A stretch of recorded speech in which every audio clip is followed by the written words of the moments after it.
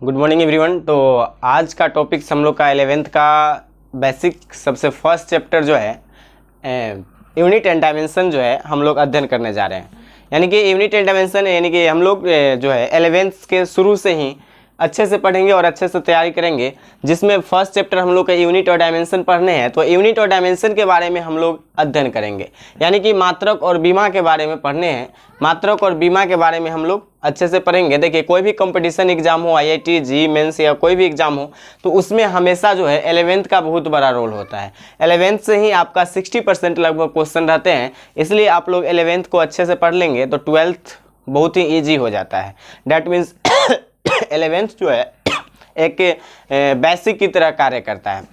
और unit and dimension जो है बहुत ही VVI इंपॉर्टेंट टॉपिक्स है, जो कि हम लोग को अभी से ही ये कभी भी साथ नहीं छोड़ता है। जब भी हम लोग मैथ पढ़ते हैं या फिजिक्स पढ़ते हैं, केमिस्ट्री पढ़ते हैं, कोई भी सब्जेक्ट पढ़ते हैं, तो उसमें हम लोग को कुछ ना कुछ मात्रक मिल ही जाता है, मीटर, सेंटीमीटर, किलो। तो ये जो है बहुत ही इम्पोर्टेंट चैप्टर है, जिसके बारे में हम लोग अध्ययन करेंगे, मात्रक और बीमा। सबसे पहले तो हम लोग बात करेंगे मात्रक। मात्रक से पहले हम लोग एक चीज़ जान लेते हैं, जो टर्म है भौतिक राशि, फिजिकल क्वांटिटी। फिजिकल क्वांटिटी होता क्या है? तो जितने भी हम लोग मात्रक देखते हैं, जैसे कि जितने भी हम लोग भौतिक राशि का मतलब होता है वे राशियां जिनको किसी नियम के पदों में व्यक्त किया जाता है। किसी भी, जैसे कि लंबाई हो गया, द्रव्यमान हो गया, ठीक है, बल हो गया, ये सारे के सारे क्या होते हैं? भौतिक राशि होते हैं। तो अगर भौतिक राशि की हम लोग डिफिनेशन लिखे तो लिख सकते हैं, वे राशियां जिनके पदों में भौतिक राशि के नियमों को व्यक्त किया जाता है, वे राशियां जिनके पदों में भौतिक के नियमों को व्यक्त किया जाता है, उसे भौतिक राशि कहते हैं। यानी कि भौतिक के नियम जो है उसको व्यक्त करना भौतिक राशि कहलाती है। जैसे भौतिक राशि में जैसे बोले तो जितने भी जैसे कि लंबाई है, ठीक है,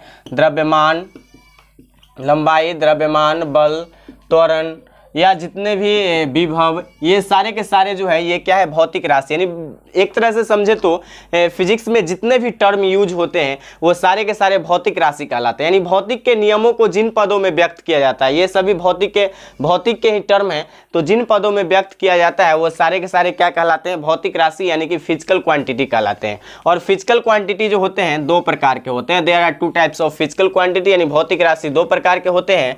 एक होते हैं आधारी राशि और दूसरा होते हैं व्युत्पन्न राशि।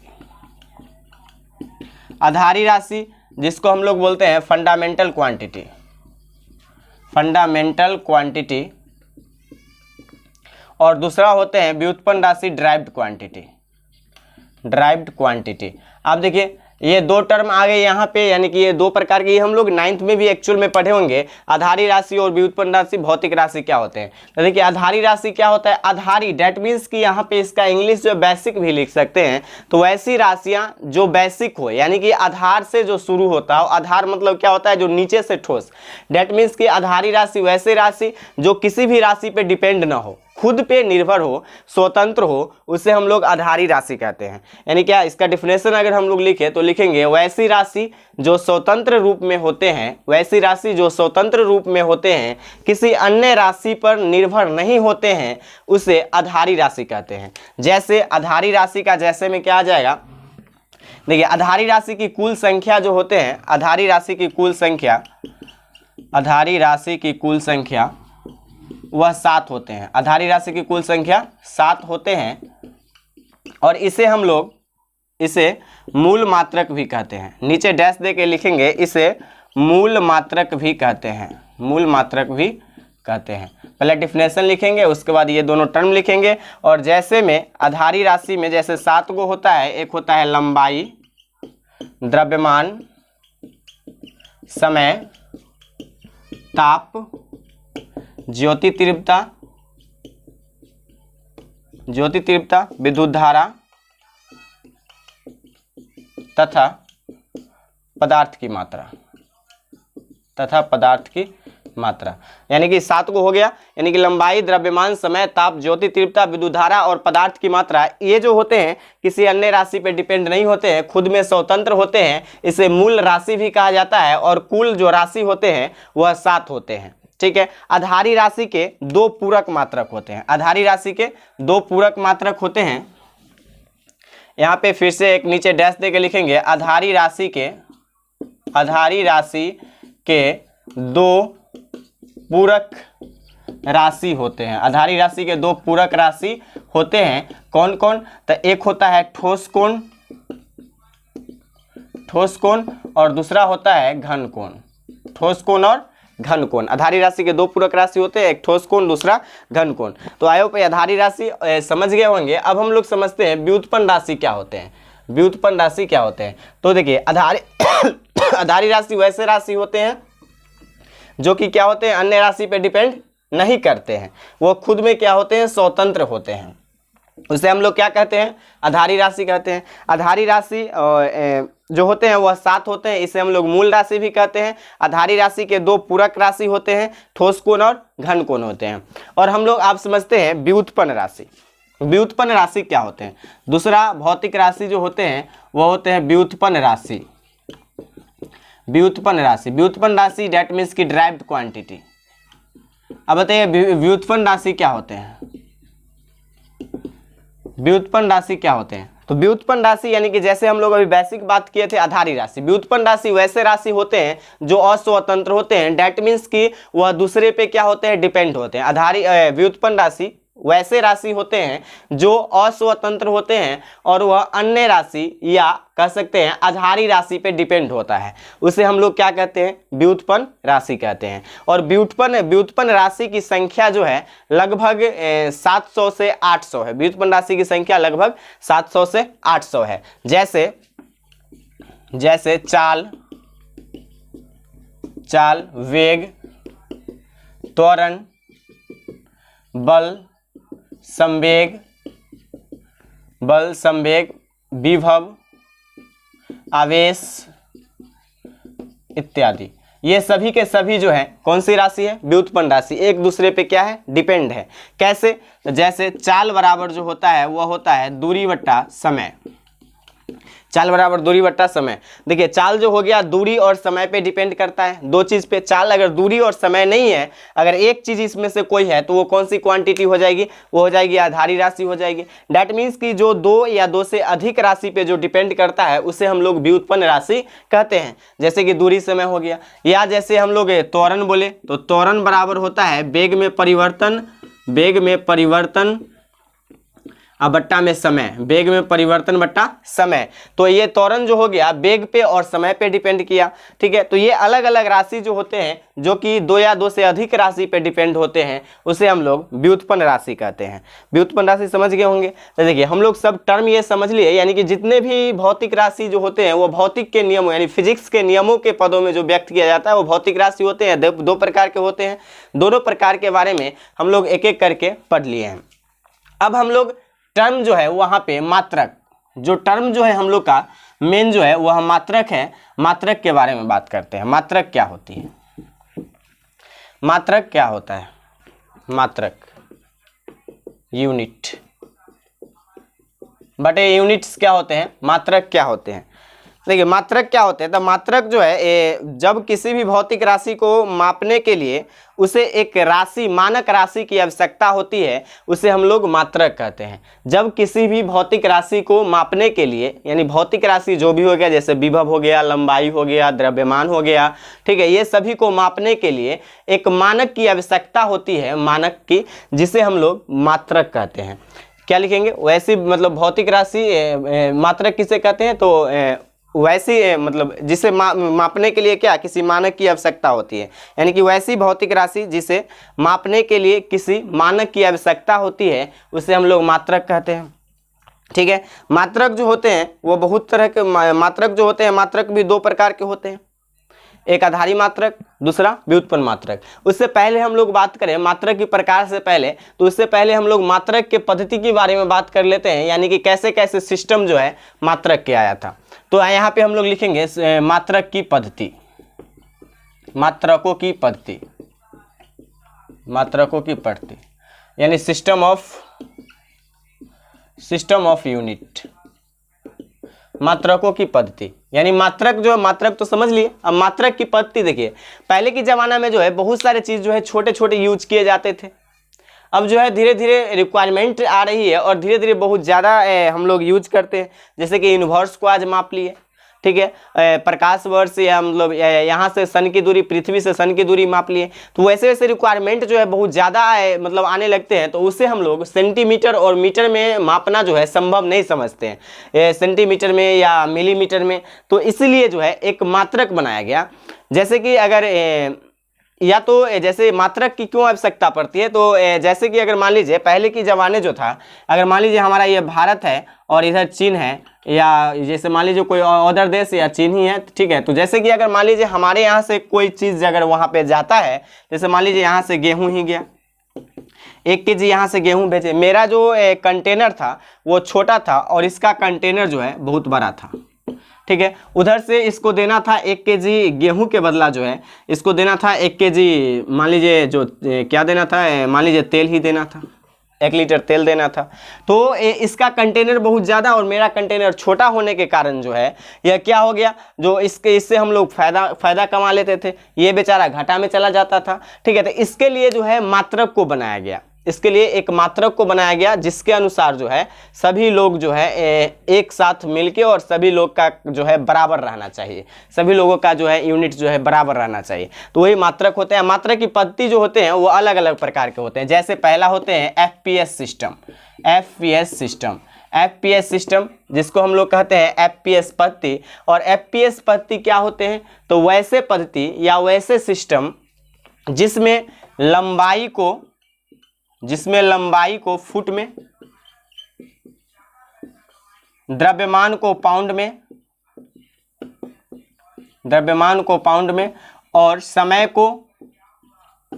को सेकंड में मापा जाता है, तो वैसे पद्धति को एफपीएस पद्धति कहते हैं। वैसे पद्धति जिसमें लंबाई को फुट में, द्रव्यमान को किलोग्राम में तथा लंबाई को पाउंड से, द्रव्यमान को पाउंड्स में तथा समय को सेकेंड में मापा जाता है, उसे एफपीएस पद्धति कहते हैं।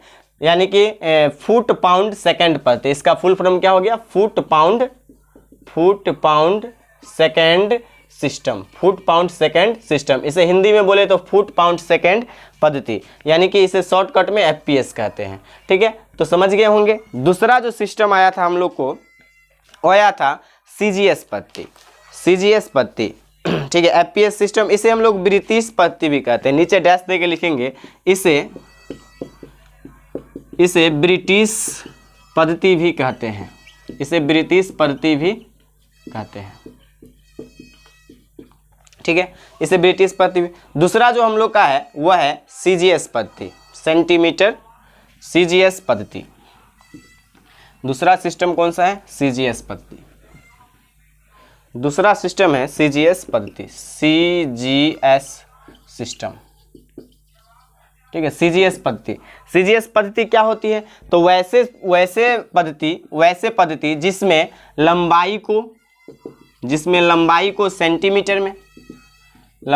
सेंटीमीटर में, द्रव्यमान को किलोग्राम में, ग्राम में, और समय को सेकंड में मापा जाता है, तो ऐसे पद्धति को सीजीएस पद्धति कहते हैं। ऐसे पद्धति को सीजीएस पद्धति कहते हैं। और इसे हम लोग अगर फुल फॉर्म में लिखे तो सेंटीमीटर ग्राम सेकंड पद्धति भी कहते हैं। इसे सेंटीमीटर ग्राम सेकंड पद्धति भी कहते हैं, ठीक है। आगे हम लोग देखते हैं, इसे हम लोग मीटरी पद्धति भी कहते हैं, इसे मीटरी पद्धति भी कहते हैं, इसे मीटरी पद्धति भी कहते हैं, ठीक है। तो ये सब सिस्टम जो है एकाएक कर मतलब धीरे धीरे आया था। सबसे पहले आया था एफपीएस, उसके बाद आया सीजीएस, ठीक है। और उसके बाद जो पद्धति आया उसे हम लोग कहते हैं एमकेएस पद्धति। इसके बाद तीसरा क्या आया था, एमकेएस पद्धति, यानी एमकेएस सिस्टम, एमकेएस सिस्टम। तीसरा लिखेंगे एमकेएस सिस्टम। बताइए एमकेएस सिस्टम क्या था, एमकेएस सिस्टम। देखिए एमकेएस सिस्टम क्या था, तो इसमें जो है लंबाई को यानी लेंथ को मीटर में, ठीक है, द्रव्यमान को द्रव्यमान को किलोग्राम में तथा समय को सेकंड में मापा जाता है तो वैसे पद्धति को MKS पद्धति कहते हैं। वैसा पद्धति जिसमें लंबाई को मीटर में, द्रव्यमान को किलोग्राम में तथा समय को सेकंड में मापा जाता है तो वैसे पद्धति को MKS पद्धति कहते हैं। इसे मीटर किलोग्राम सेकंड पद्धति भी कहते हैं। मीटर किलोग्राम सेकंड पद्धति भी कहते हैं। ठीक है, इसे RMSKA पद्धति भी कहते हैं। इसे RMSKA पद्धति भी कहते हैं। RMSKA का मतलब क्या होता है? तो RMSKA का मतलब होता है rationalised kilogram second ampere system. रेडियोनलाइज्ड